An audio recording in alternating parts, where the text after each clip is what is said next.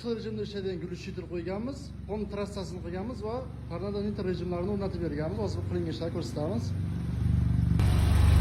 Oldi qismiga rezonator qo'yganmiz. Rezonatordan keyin xil rejimda pultda ishlaydigan glyushitr qo'yib berganmiz. Vakuum asosida pultda ishlaydi.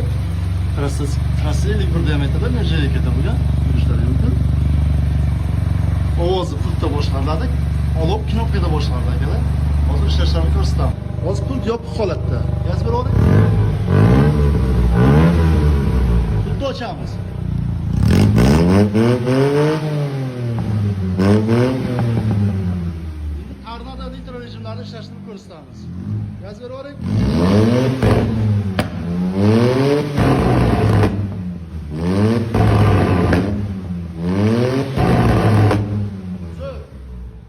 Ovozi pultda boshqariladi.